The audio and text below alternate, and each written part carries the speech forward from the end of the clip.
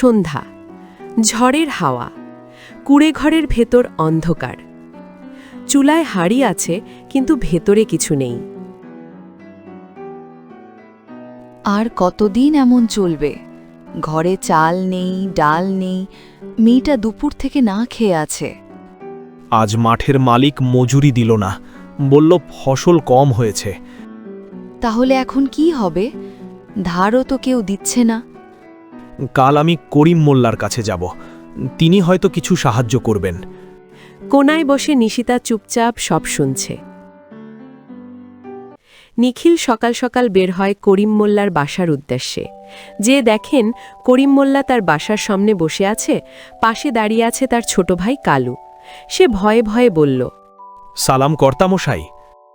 আরে নিখিল, যে সকাল সকাল আমার বাড়িতে, কোনো আবদার নিয়ে এলি নাকি? আজ্ঞে কর্তামশাই, কিছুদিন ধরে খুব অভাবে দিন যাচ্ছে, কোনো কাজ কাম নেই, বাড়িতে চাল পর্যন্ত নেই। আপনি যদি কিছু টাকা ধার দিতেন, আমি কাজের বিনিময়ে তা শোধ করে দিতাম। নিখিল, তুই একজন সৎ মানুষ, তোকে সাহায্য করলে তো করাই যায়।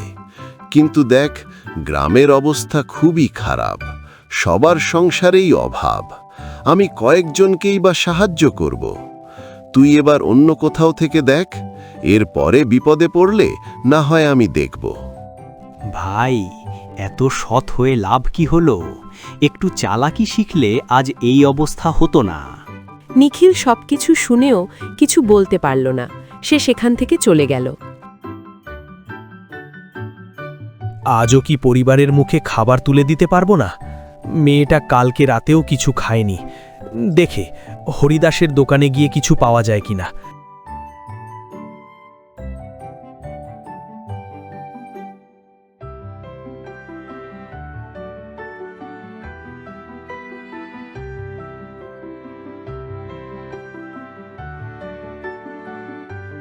মা, বাবা কোথায় গেছে? তোর বাবা মোড়ল মশাইয়ের কাছে গেছে, একবারে বাজার নিয়ে ফিরবে। তুই চিন্তা করিস না, তোর বাবা আসলেই রান্না বসিয়ে দিচ্ছে, সবাই একসাথে খেয়ে নিব। হরিদাস, তুই আমাকে 2 কেজি চাল আর সামান্য কিছু ডাল দিতে পারবি? কিছুদিন পর কাজের টাকা পেয়ে সব শোধ করে দিব। দেখো নিখিল ভাই, এমনিতেই তোমার আগে অনেক বাকি পড়ে আছে। এমন অবস্থায় আমি তোমাকে আর কিছুই বাকিতে দিতে পারবো না। এদিকে গ্রামের অবস্থাও খারাপ, সবার সংসারে অভাব, দোকানেও সামান্য কিছু মাল আছে, এগুলো বিক্রি করে আমার সংসার চালাতে হবে। এদিক ওদিক না যেয়ে তোমার ছোট ভাই কালুর কাছে চাইলেই তো পারো। তার তো আর টাকা পয়সার অভাব নাই, নাকি সেও দিতে অস্বীকার করেছে? মুখ সামলে কথা বল হাবু। হাবু তো ঠিকই বলেছে, এদিক ওদিক না যেয়ে নিজের ভাইয়ের কাছে বলে দেখো কি হয়। নিখিলের অভাবে দিনে গ্রামের একটি চোরও তাকে তুচ্ছ করে কথা বলে। এই কথা ভেবে নিখিলের মনটা অনেক খারাপ হয়ে যায়। গাছের নিচে বসে এসবই ভাবছিল নিখিল। হে উপর আল্লাহ, দয়া করো আমাদের উপর, এভাবে আর কতদিন?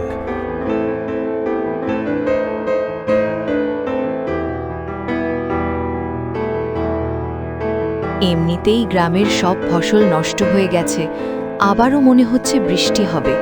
ইয়া আল্লাহ, রক্ষা করো আমাদের। মা, আমার তো খুব ক্ষুধা পেয়েছে, কিছু খেতে দাও না। হঠাৎ বাইরে থেকে ডাকাডাকির শব্দ।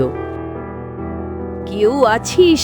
সাহায্য কর আমাকে, একটু খাবার আর একটু থাকা জায়গা দে বাবা, বাঁচা আমাকে। খাবার তো নেই, কিন্তু আশ্রয় দিতে পারো। তুমি উঠে এসো। নিখিল ও তার স্ত্রী বুড়িটিকে বাসার মধ্যে নিয়ে গেল। এই নাও বুড়িমা, একটি মাত্র রুটি ছিল, সুন্দর করে তেল দিয়ে মেখে দিয়েছি, এটা খেয়ে নাও দেখি। এই একটি মাত্র রুটি আছে, তোরা না খেয়ে আমাকে দিয়ে দিলি। বুড়িমা, তুমি আমাদের মেহমান, তোমাকে কি খালি মুখে রাখতে পারি? যা আছে তাই দিলাম। তোদের সংসারে অভাব থাকলেও তোদের মন অনেক বড়, দেখবি আল্লাহ তোদের অনেক ভালো করবে। দোয়া কইরো আমাদের জন্য। তোরা আমাকে অনেক বড় উপকার করলি, কিন্তু আমি তোদের তেমন কিছুই দিতে পারলাম না। এই নে, এইটা রাখ। এইটা কি বুড়িমা? এইটা জাদুর পাথর। এইটা হাতে রেখে উপর আল্লাহর নামে যা চাবি তাই পাবি, কিন্তু যেই জিনিসটা প্রয়োজন শুধু সেই জিনিসটাই পাবি। প্রয়োজনের চেয়ে অতিরিক্ত কিছু চাইলে এই পাথরটা ধ্বংস হয়ে যাবে, তাই কখনো লোভ করবি না। এই পাথরের কাছে যা চাইবো তাই কি সাথে সাথে পেয়ে যাব? আমারও তো অনেক ক্ষুধা পেয়েছে, আমি কি কিছু খাবার চাইতে পারি? হ্যাঁ, পারবি না কেন? তুই কি খেতে চাই বল, এক্ষুনি তা হাজির হবে। আমি ইলিশ মাছ আর ভাত খেতে চাই। নিশিতা বলার সাথে সাথে তার সামনে খাবার এসে হাজির হলো এবং সে খুশি হয়ে গেল। বুড়িমাও তাদের বাড়ি থেকে বিদায় নিল। উপর আল্লাহ আমাদের দিকে চেয়েছেন, আমাদের আর কোনো অভাব থাকবে না। কালকেই সব যেন পাওনা মিটিয়ে দিব সবাইকে। শুধু কি নিজেদের চাহিদা মেটালেই হবে? আমাদের গ্রামে প্রায় অর্ধেক পরিবার অভাবে দিন কাটাচ্ছে। আমাদের উচিত এখন তাদের পাশে গিয়ে দাঁড়ানো। হ্যাঁ, তুমি ঠিক বলেছ। আমি কালকেই যাব মুরল মশাইয়ের কাছে।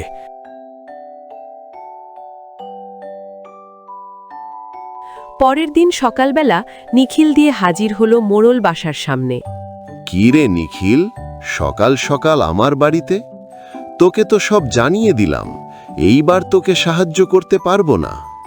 মুরল মশাই, আমি সাহায্য চাইতে আসিনি, আমি এসেছি গ্রামের সবাইকে সাহায্য করতে। নিখিল সব কথা মোড়ল মশাইকে খুলে বলে। মোড়ল মশাই শুনে অবাক হয়ে যায়। তোর মন অনেক বড় রে নিখিল। তাহলে চল, আর দেরি করিস না। গ্রামের প্রতিটা ঘরে আমরা সাহায্য পৌঁছে দিব। এত তাড়াহুড়ো করে কোথায় যাচ্ছেন মোড়ল মশাই?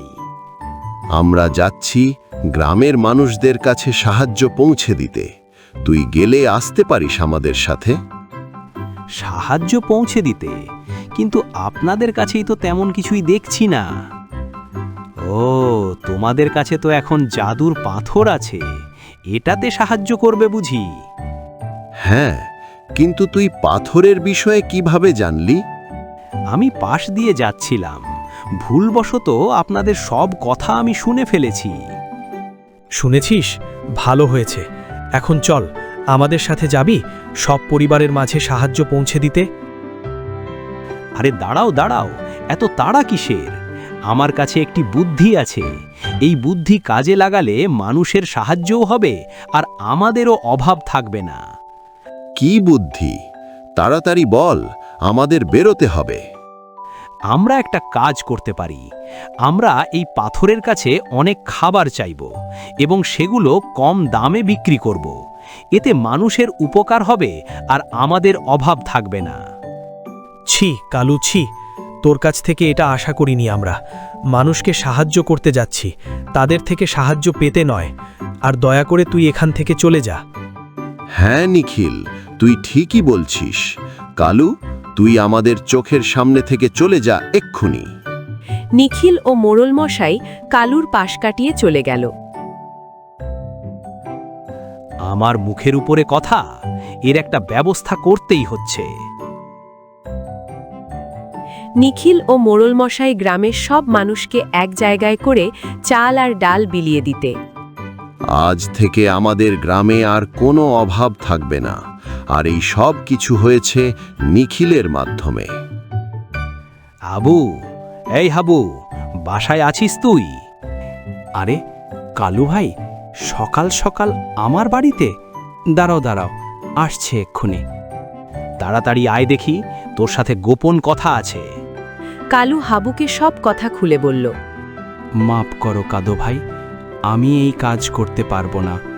নিখিল ভাই ভালো কাজ করছে, আর যে ভালো কাজ করে আমি তার কখনোই ক্ষতি করতে পারবো না। কি সব বলছিস তুই? ওই পাথরটা আমাদের হাতে আসলে এই গ্রামের রাজ করব আমরা। না গো, আমি এই কাজ করতে পারবো না। তুমি অন্য কাউকে দেখো।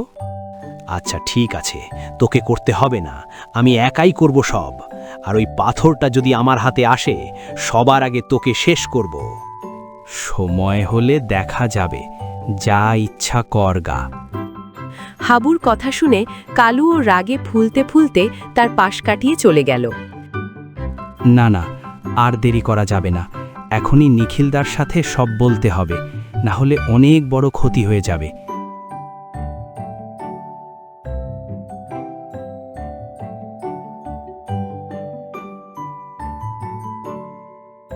আজকের মতো সবাইকে চাল ডাল দেওয়া শেষ। আশা করি গ্রামের সবাই পেয়েছে। আর কেউ যদি না পেয়ে থাকে, নিখিলের সাথে বা আমার সাথে দেখা করলেই হবে। এখন সবাই যার যার বাসায় চলে যান। নিখিল ভাই, শুনছো? কি রে হাবু, এত দৌড়াতে দৌড়াতে আসছিস কেন? তুই কি চাল ডাল কিছুই পাসনি? না গো না, আমি চাল ডাল নিতে আসিনি। আমি তোমাদেরকে সাবধান করতে এলাম। সামনে তোমাদের অনেক বড় বিপদ। হাবু সব কথা নিখিল ও মোড়ল মশাইকে খুলে বলল। আমি আগেই ভেবেছিলাম কালু এমন একটি কাজ করতে পারে, কিন্তু নিখিলকে কিছু জানাইনি। যতই হোক তার ছোট ভাই। এখন আমরা কি করব? যদি কোনোভাবে পাথরটা কালুর হাতে চলে যায়, তাহলে গ্রামের সবাই বিপদে পড়ে যাবে।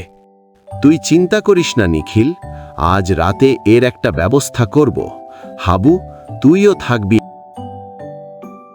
গভীর রাত, চারিদিকে নিস্তব্ধতা। দূরে শেয়ালের ডাক শোনা যাচ্ছে। আকাশে মেঘের ফাঁকে আধো চাঁদ। নিখিল, আজ রাতে আমাদের সাবধান থাকতে হবে। কালু নিশ্চয়ই কিছু একটা করার চেষ্টা করবে। হ্যাঁ মোড়ল মশাই, পাথরটা আমি আলমারিতে না রেখে সাথে রাখব। আমি বাইরে পাহারা দিচ্ছি। কালু যদি আসে, আগে আমি টের পাব। ঠিক তখনই ঝোপের আড়াল থেকে কালু ধীরে ধীরে এগিয়ে আসে। তার চোখে লোভের আগুন। কালু নিঃশব্দে ঘরে ঢুকে পড়ে। নিখিল ঘুমানোর ভান করে আছে। পাথরটা তার বালিশের নিচে। বাইরে এসে কালু উন্মাদের মতো হাসতে থাকে। এবার দেখি, হে জাদুর পাথর, আমাকে অগাধ সোনা আর ধন সম্পদ দে। এই গ্রামের সবচেয়ে ধনী মানুষ বানিয়ে দে। সঙ্গে সঙ্গে পাথরটা কাঁপতে শুরু করে। ভয়ঙ্কর আলো বের হয়। আমি কি বলেছিলাম? প্রয়োজনের অতিরিক্ত চাইলে পাথর ধ্বংস হয়ে যাবে। মুহূর্তেই পাথরটা ভেঙে গুঁড়ো হয়ে যায়। বজ্রপাতের শব্দ। না না, আমার সোনা কোথায়? আমার ধন কোথায়? কালু, তুই এ কি করলি? লোভ মানুষকে অন্ধ করে দেয়। আজ তার ফল পেলি। ভাই, আমাকে মাফ করে দে। আমি লোভে অন্ধ হয়ে গিয়েছিলাম। আমি শুধু নিজের কথাই ভেবেছি। পাথর না থাকলেও আল্লাহ আমাদের সাথে আছেন। আমরা পরিশ্রম করব, সবাই মিলে কাজ করব। লোভ নয়, ভালোবাসাই আমাদের শক্তি। ঠিকই বলেছেন নিখিল ভাই। আজ থেকে আমিও চুরি ছেড়ে সৎ পথে চলব। আজ থেকে এই গ্রামে কেউ লোভ করবে না। আমরা একে অপরের পাশে থাকব। ভাই, আমাকে আরেকটা সুযোগ দে। আমি তোর সাথে মাঠে কাজ করব। ভাই তো ভাই, ভুল করলে শুধরে নিতে হয়।